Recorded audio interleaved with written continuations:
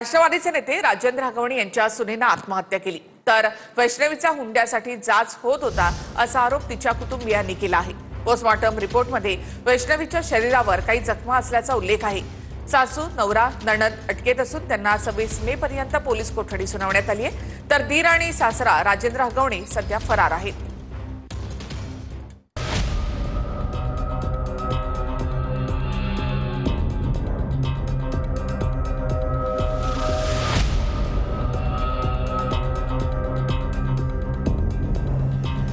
अजित पवारांच्या राष्ट्रवादी काँग्रेसचे मुळशी तालुकाध्यक्ष राजेंद्र हगवणेंच्या लहान सुनेनं आत्महत्या केली आहे।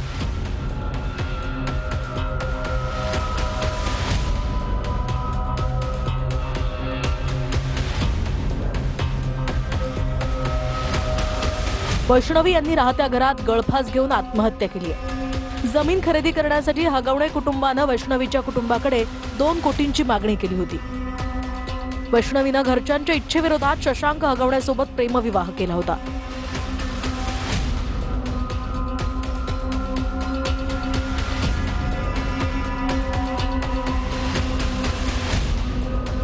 पण शशांकच वैष्णवीच्या चारित्र्यावर संशय घेत होता।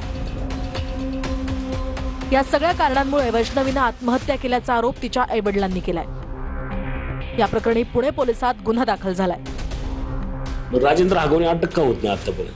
चालू आहे, त्यांचा तपास माहिती घेऊन चालू आहे, त्याप्रमाणे आमच्या टीमा काम करत आहे। किती टीम्स त्यांना पकडले गेले? 2 टीम आहेत आणि टेक्निकल कलेक्शनसाठी तपासासाठी 1 टीम आहे, अशा एकूण 3 टीम आहेत। दरम्यान वैष्णवीचा पोस्टमॉर्टम रिपोर्टही समोर आलाय, ज्यामध्ये वैष्णवीचा मृत्यू गळफास लागल्यानं झाल्याचं कळतंय। शिवाय वैष्णवीच्या शरीरावर जखमाही आहेत,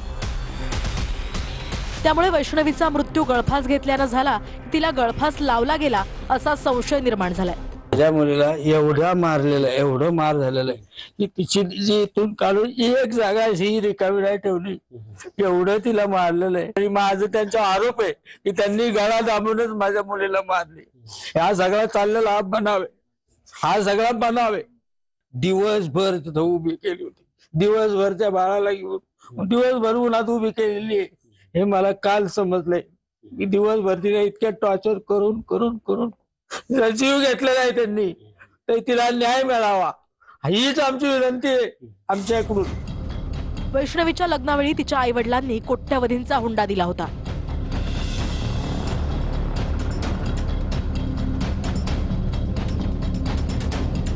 $51 तोळे सोनं, 7.5 किलो चांदीची ताटं आणि फॉर्च्युनर कार लग्नात हुंडा म्हणून दिली होती। त्यांची मागणी वाढत गेली, आली की हिला म्हणायची मम्मी पैसे, मम्मी आपलं 50,000, कधी 1 लाख, 1.5 लाख, बाई हे घे। लग्नात ही गाडी मला नाही पाहिजे, मला फॉर्च्युनरच पाहिजे। ती दिली तर ठीक, नाही तर मी लग्नातून निघून जाईल, नाही तर काय करेल। 30 तोळे केले होते त्यांनी, 50 तोळे 51 तोळ्याची मागणी केली, ती मी पुढे केली। वैष्णवीच्या लग्नात हगवणे कुटुंबियांच्या निमंत्रणानुसार अजित पवारांनी सुद्धा उपस्थिती लावली होती।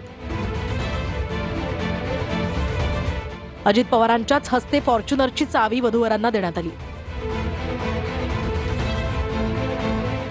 यावेळी अजित पवारांनी ही फॉर्च्युनर तुम्ही मागितली का असा खोचक सवालही राजेंद्र हगवणेंना केला होता। अजित दादांना शुभाशीर्वाद मुला मुलींना देण्यासाठी सांगितलं होतं। अजित दादा ज्यावेळेस दादांना आशीर्वाद देण्यासाठी आले, त्यावेळेस ते आशीर्वाद देण्या अगोदर मला म्हणले आमच्या राजेंद्र हगवणेंकडे पाहून की ह्यांनी गाडी मागितली का तुम्ही दिली, असं ते बोलले होते। लग्नात हुंडा म्हणून दिलेली फॉर्च्युनर कार बावधन पोलिसांनी आता जप्त केली आहे। बावधन पोलीस ठाण्याच्या आवारामध्ये जी आहे ती ही आलिशान अशी फॉर्च्युनर गाडी जी आहे ती आता पोलिसांकडून जप्त केलेली आपल्याला एकूणच पाहायला मिळत आहे। आणखी अनेक गोष्टी ज्या FIR मध्ये आहेत त्या बावधन पोलीस लवकरच जप्त करणार असल्याची माहिती देखील पोलिसांकडून या ठिकाणी देण्यात आलेल्या आपल्याला एकूणच पाहायला मिळत आहे। वैष्णवीच्या सासरच्या मंडळींकडून सातत्यानं जाच होत होता। वैष्णवीला होणारा त्रास तिने आपल्या मैत्रिणीकडे बोलूनही दाखवला होता, त्याची ऑडिओ क्लिप सुद्धा आता समोर आली आहे। शशांकशी लग्न करणं ही सर्वात मोठी चूक होती असं वैष्णवी या ऑडिओ क्लिपमध्ये आपल्या मैत्रिणीला सांगतेय।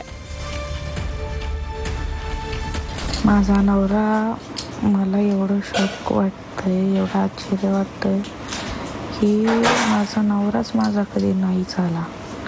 या गोष्टीचं जास्त वाईट वाटतंय. सासू सासरे काय ते तसेच वागतात, असं पण त्यांचं कामच असतं असलं वागणं. पण ज्याच्यामुळे मी त्या घरात गेले ना, लय चुकलं आहे माझं. मी सगळ्यांना विरोध करून लग्न केलं ना, तिथं चूक झाली माझी.